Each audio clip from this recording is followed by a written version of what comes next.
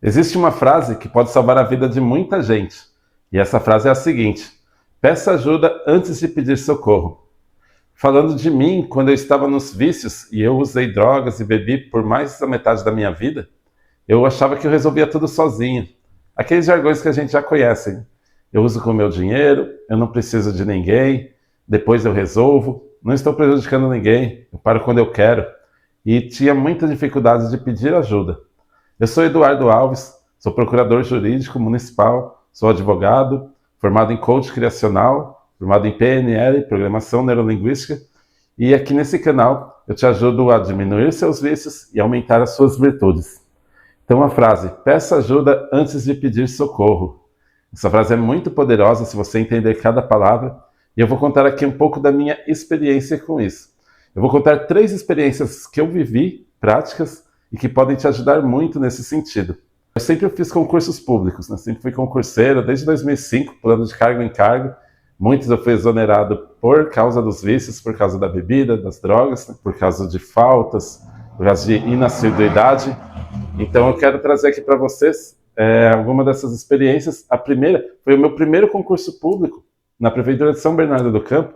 Eu entrei em 2005, eu era muito jovem, estava ali usando na parte recreativa, né? Eu ainda bebia e usava muitas drogas, associando ao prazer, associando a coisa boa, à desinibição, porque eu fui sempre tímido. Então, nesse cargo público de 2005, existia um senhor lá. O bom do cargo público, abrindo parênteses aqui, é que todos os órgãos públicos que eu passei, eu vejo que as pessoas concursadas, para passar na prova, elas tiveram um nível intelectual alto, né? São selecionadas ali as pessoas que tiram mais nota, que foram mais persistentes nos seus estudos. Então, todos os órgãos públicos que eu passei e que eu passo, que eu estou até hoje, né, sou procurador jurídico em Diadema, eu vejo que tem um alto nível intelectual entre os servidores, né, alto nível cultural. Então, voltando lá para 2005, nesse setor que eu trabalhava, na Prefeitura de São Bernardo do Campo, existia um senhor, ele já tinha mais de 65 anos de idade, alemão da Alemanha mesmo, fugitivo da guerra. Ele era muito discreto, ninguém sabia onde ele morava, ele não revelava, sempre andava com muito dinheiro no bolso, o pessoal falou que ele tinha muitas posses, muitos bens, e ele era bem discreto, mas ele gostou da minha pessoa, né? A gente virou amigo, começou a conversar bastante, e nessa época, principalmente nas segundas-feiras, eu chegava com muita ressaca, eu vomitava no banheiro da prefeitura, né? Todo mundo escutava, chegava suando frio, dava desculpas, né, que no final de semana estava doente, que alguém morreu da família, tudo que o adicto já conhece, né? Pegava atestados. E esse senhor, chamado Paulo Júlio, pelo menos era o nome que ele se apresentou aqui no Brasil, ele via aquele meu sofrimento, né, como meu amigo, e ele falou uma frase que eu não esqueço até hoje. Ele falou: qualquer dificuldade que você tenha na vida, peça ajuda. Sempre vai ter alguém para te ajudar. E na época muito arrogante, né, achava que eu conseguia sozinho, que não precisava de ninguém, não dei tanta importância nisso. Mas depois conversando com ele, hoje ele já é falecido, ele falava para mim, ele falou, sempre quando você tiver uma dificuldade, em qualquer área da vida, pode ser financeira, pode ser emocional, pode ser algum sentimento, qualquer área, no vícios, né, que agora a gente está falando aqui sobre vícios, ele falou, peça ajuda. Quando você pede ajuda, pessoas do outro lado, alguém vai te ajudar, confie nas pessoas. E eu não tinha essa confiança, eu achava que era só eu e que ninguém queria ajudar ninguém. Então, esse entendimento dele, eu lembro até hoje, e hoje eu entendo o que ele queria dizer, né? Ele via aquela minha agonia, aquela minha frustração, e ele não podia me ajudar, porque ele não era profissional da saúde, não lidava com vícios, mas ele queria que eu pedisse ajuda para alguém, algum profissional, alguma pessoa que já passou por isso. E ele falava, peça ajuda. Esse é o grande primeiro ensinamento. Anos depois, né, em 2021, eu decidi parar com essa vida, me internei numa clínica chamada Instituto Bairral, e dessa vez, eu já tinha sido internado no passado, mas dessa vez, em 2021, eu queria realmente parar, eu estava decidido, ia obedecer, pedir ajuda, né, que ele falou, já tinha pedido antes, mas dessa vez foi de coração, e eu falei, não, chegou no meu limite. E aí, já depois de 3 ou 4 anos limpo, se não me engano, 4 anos, né, porque foi ano passado, eu fui atrás de um psicólogo chamado Emis Maia, que tem um canal no Instagram chamado Sede Sóbrios, com mais de 500 mil de seguidores, 500 mil seguidores. Ele fala exatamente de vícios, fala exatamente sobre adicção, como lidar com a vida sem drogas. E aí eu fui até Minas Gerais. Primeiro eu contatei ele pelo Instagram, falei, a gente pode bater um papo e tal, quero entender mais sobre o seu trabalho, quero expor o meu também, pegar algumas dicas. E fui até Minas para encontrar ele, eu sou de São Paulo, São Bernardo do Campo, e cheguei lá para a gente passar uma tarde junto no shopping, bater um papo. E aí ele foi me dando dicas do Instagram, dicas de psicólogo, como eu ajudar outras pessoas, realizar esse trabalho que eu realizo aqui no YouTube. A praia dele é mais Instagram, mas ele deu várias dicas para mim.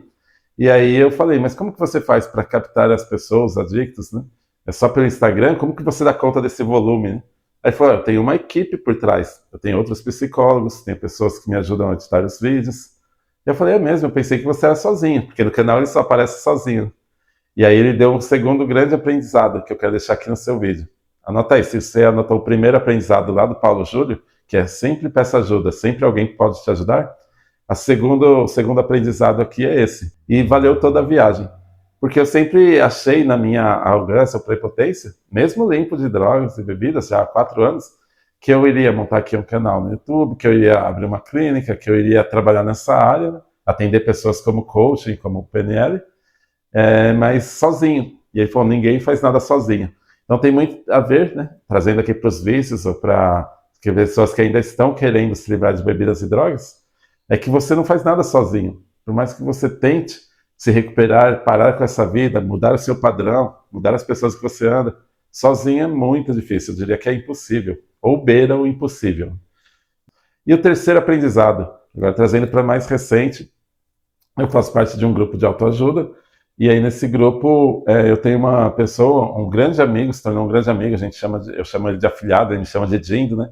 Que eu peguei ele para ensinar algumas coisas sobre viver sem drogas, viver sem bebidas, e ele é muito aplicado, ele é muito obediente, e só que a história dele é diferente da minha. Eu precisei perder tudo, precisei chegar num uso de 3 dias seguidos, ser internado, perder empregos, né? Perder relacionamentos, vários, mulheres, fui até noiva, perdi uma noiva por causa da bebida e das drogas, né? Perdi uma grande namorada também no interior. Enfim, o adicto geralmente ele conta empregos, relacionamentos, né? Decepções por número, né? Porque são vários.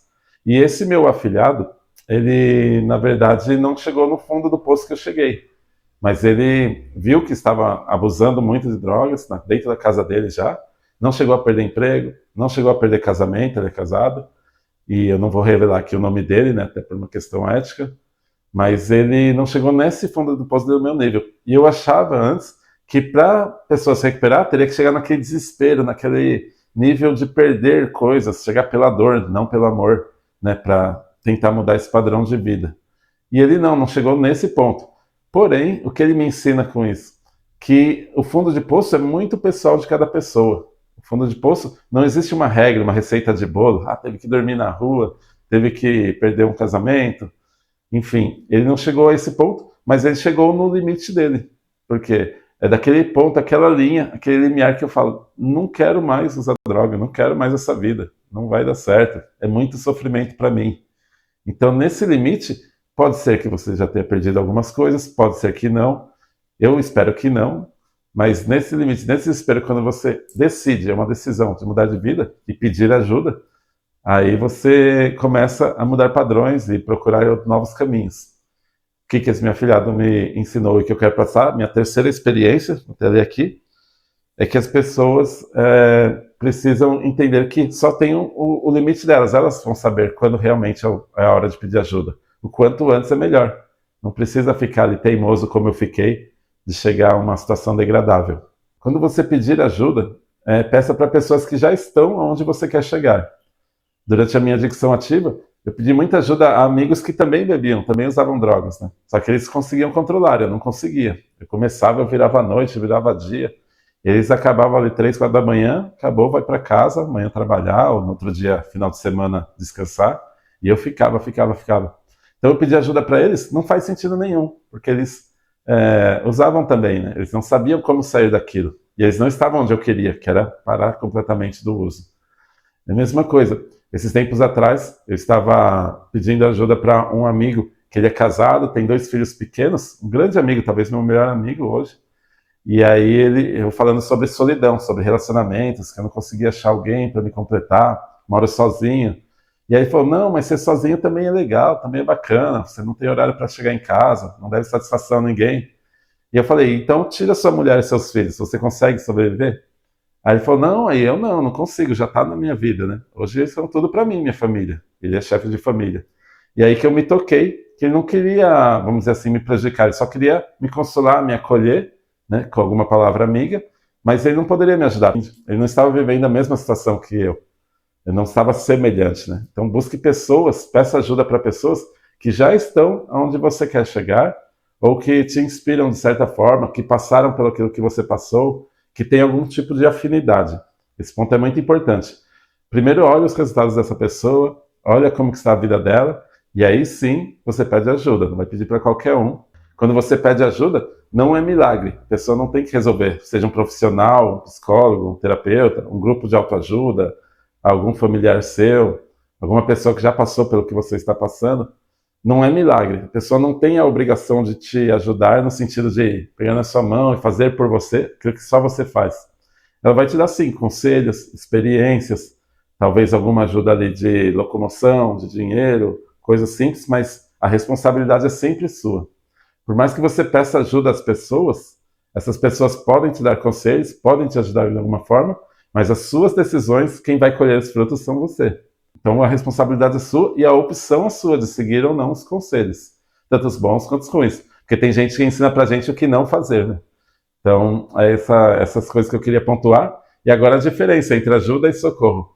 A ajuda, quando você pede, é sempre antes de acontecer uma tragédia, sempre antes de você fazer aquilo que você não queria. Por exemplo, se você já está limpo de bebidas e drogas por algumas semanas, alguns meses, ou até alguns dias, e não quer voltar a usar, então a ajuda vem antes. Você pede ajuda para não realizar aquilo. Significa mais ou menos ser sábio, né? A sabedoria vem para você evitar problemas. Então peça ajuda. E socorro? O socorro é depois que você já realizou o ato.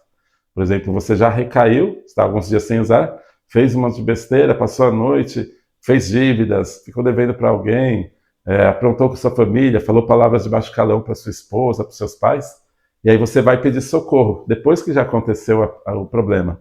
Isso também em qualquer área da vida.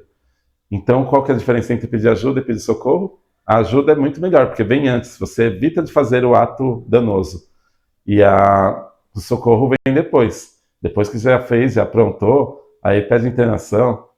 Eu espero alguns momentos para a pessoa voltar ao seu eixo, passar o efeito da droga, da substância, de 24 a 48 horas, ela repensar mesmo, para depois tomar essa decisão, que é muito importante. Uma clínica não é brincadeira, um tratamento não é brincadeira de você ir lá, ficar 3 dias, aí cai na realidade e fala, o que eu fiz? E volta para o mesmo padrão.